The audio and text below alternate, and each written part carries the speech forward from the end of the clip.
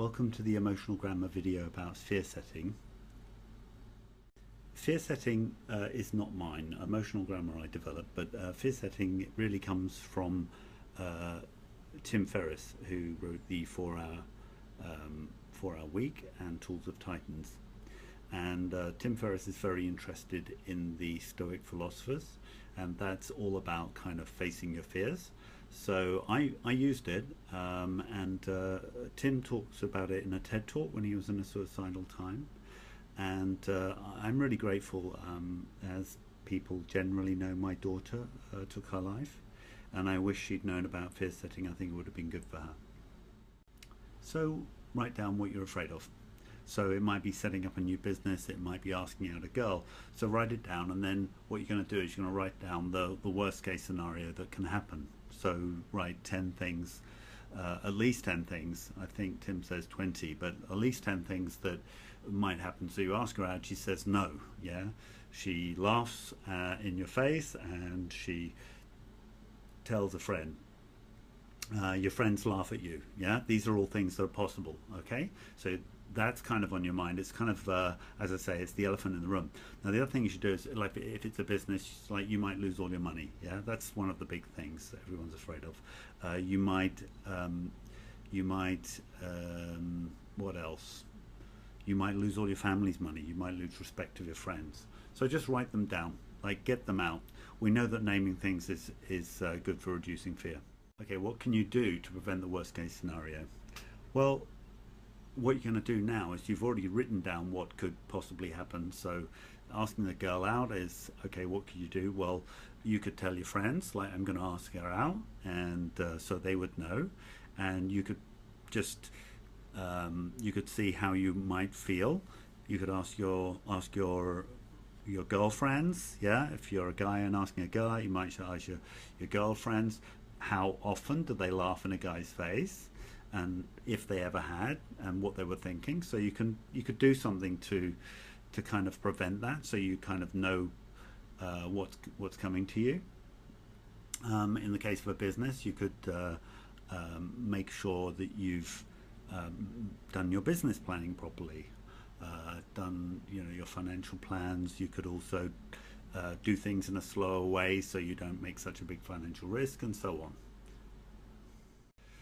The next step is how could you recover from the worst case scenario? So if you lost all your money, what could you do to recover? You could get a job, or if you asked a girl out and she laughed in your face, what could you do to recover? Well, you could ask somebody else out, or you could go on a dating site and look for other people who are actually nice, and so on. So this one is really good because you're trying to overcome your fear. You ask yourself, what would happen if I did nothing? If I don't start my own business? If I don't ask this girl out? Well, of course, you're never going to know, but Tim takes it to another level. If your cost of inaction, what would that be in 6 months? What would it be in one year? What would it be in 3 years? No more than 3 years, because we don't really have the world's greatest ability to know what's going to go on in the future unless you're a clairvoyant. So just write down the things you might miss out on, yeah? And that's going to hopefully motivate you. Okay, so here's the emotional grammar bit. I want you to go back to the thing you're afraid of, and you want to see how you feel. So look at the sentence. If it's asked a girl out, then I ask, to say Jane out, and then see how you feel about that, what emotion you have. If it's I start a new business, then you just see what feeling you have when you write that down. If you've got no feeling whatsoever, then you're probably not that scared of it. So just see what happens. Generally, if you're not doing it because you're afraid, you're going to have some sort of fear. So I want to start my own business. Grade your feeling out of 10. So I've written for this one, it's a 9 out of 10. Just that would be quite high. Now, obviously, you're not somebody who's mentally ill, yeah? So I want to give you some informed consent. Okay, really informed consent's the wrong term. I'm borrowing the term from the medical profession. In the medical profession, you generally say you know, I'm going to do an operation and these are the possible side effects and so on. But this is not therapy. You're just looking at your fears, but I want you to realize, if you like, a bit more about emotions and emotional grammar. So emotional grammar is means you're going to feel the emotions that you have. So nothing new. I'm not asking you to feel anything you don't have at the word level as a physical feeling. Okay, now you can look at my other videos, and I am only teaching the absolutely most basic level. Okay, but it's non-manipulative, which means I'm not trying to make you do anything. I'm not asking you to create any feelings. Just feel what's there. So in a way, it's a bit like mindfulness, but you need to know. Yeah, because I must say, I've had this in the past. People say, yeah, I'm okay to face my emotions, and then they do it and they kind of, wow. So emotions are really powerful. They run and influence our motivation. So they run and influence whether you want to fight or flight, yeah, so or freeze. They run our decisions. You don't buy anything unless you've got a feeling about it. You don't sell anything either. You don't get into a relationship unless there's emotional feeling. Emotions, if they're really active, they can kind of completely stop your planning, stop your logical thinking. They can stop you speaking. Yeah, so emotions are very, very powerful. They're very, very strongly connected to our immune system. They're strongly connected to our autonomic nervous system. And an autonomic nervous system is, well, it's really connected with the whole nervous system, but the autonomic nervous system is the thing that does the nervous system that runs the involuntary systems of the body. So breathing, you don't have to think about breathing, you don't have to think about your heart beating and so on. So when somebody's really upset, for example, their heart would beat faster. Or if somebody is really, really low, it's possible their heart could beat slower. Okay, so I want to say, even though we're always having emotions all the time, and this is not different at all, I just want to say, only do what you feel okay with. You're going to be feeling your emotions, that's all. So just to confirm, self-help is okay. If you feel like it's too much for you, you've entered into the realm of therapy. So you've probably got some anxiety that is just too much for you, okay? And then definitely go and get some help for that. So after that little break, to just make it very clear that emotions are very powerful, write that thought out, write that fear out, or whatever it is that's emoting you, and make a column for each word. And you'll see in the next slide how I've done this. So here's my example. I want to start my own business, and it's really self-evident how you do that. So you just write a column for each word, and you underline the sentence. So you don't have to. Okay, and then you're going to go through the sentence, and what you're going to do is you're going to say, for example, I, and then you listen to your body. Just relax and listen to your body. What do you feel when you say the word I? And most of the time you're going to have a response. Either you're not going to feel anything, or you're going to feel something. Okay, it's kind of pretty much clear. Yeah, so in this example, I didn't have a feeling. Want, I didn't have a feeling. Two, I didn't have a feeling. And on the word start, and I'm just picking from my experience that people feel, a dizzy feeling in my head. So I started feeling like, oh, okay, I'm feeling a little dizzy. And dizzy is typical way that the body expresses fear. Okay, and then my, no feeling.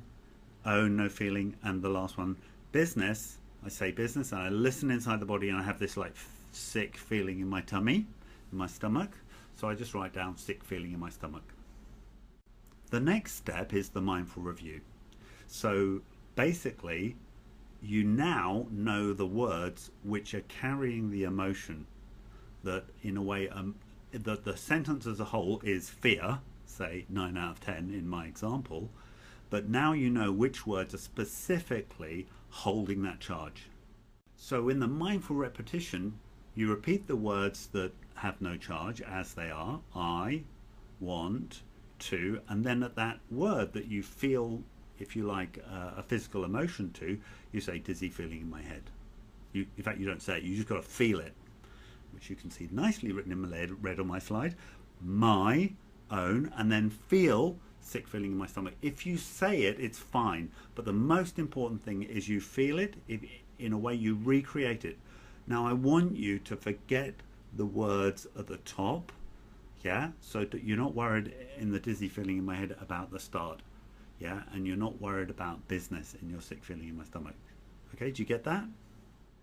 Now, if there are changes, write them down in the column below. So whatever when the feelings change for that, and generally, in most cases they do, yeah, and it might be a small change, yeah. If they don't, then you probably need to say, okay, this sentence isn't working for me, okay. But in most cases, I've had people change. So in this mindful repetition, you're going like one level down.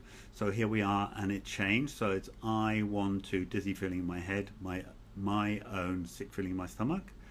And in this level, it was I want to, tingling on top of my head. So I would note it, I would note that down, and then the next time I'm going to do it as I'm going to feel that tingling on my head. Yeah. So I do a line of mindful repetition, and when I notice a change, when I go back and write that down, then I do another mindful repetition. Now the sick feeling in my stomach didn't change, so I'm leaving that the same. So I'm going to just pass that down. It's still a sick feeling in my stomach, so there's no need to change what I call the emotional grammar. Okay, and at the next level, and I generally put a dash if it's the same as the top sentence. So I want to, and then there was no feeling anymore, so start my own, and then that sick feeling in my stomach felt lighter, so, and I just feel that lighter feeling. So it's I want to start my own lighter feeling, yeah, so the sick feeling in the stomach but lighter. Now it's really important you can go back to the beginning sentence at absolutely any time. So go back to I want to start my own business sentence and see how you feel. Also, if you feel like you've lost track of your connection to the original words, like it's just feelings, then yeah, you can go back and see, well, am I just imagining this? Because I'm not trying to get you to feel something. Just feel what you feel. Yeah, it's non-manipulative. When you've done the process, generally you get to a point where you feel that at least the words have changed considerably. Yeah, you can go back to the first sentence and see how you feel. So I want to start my own business. That's interesting. Don't feel any charge, doesn't bother me anymore. If it's not bothering you anymore, then why don't you go through and have a look at those worst case scenarios that might happen, like she laughs in your face, and see, does that still hold a charge? Yeah. Now, if say your fear setting, the fears, the worst case scenarios still hold a charge, then take them and do the emotional grammar on them. Yeah. So just see what comes up. It's possible that something really interesting comes up. Okay.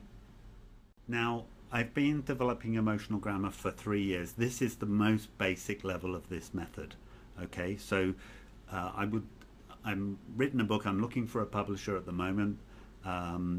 So the book on Amazon is really a rudimentary stage that I wrote 3 years ago when I thought I'd developed something new, and I just put something else in a way as like a space marker.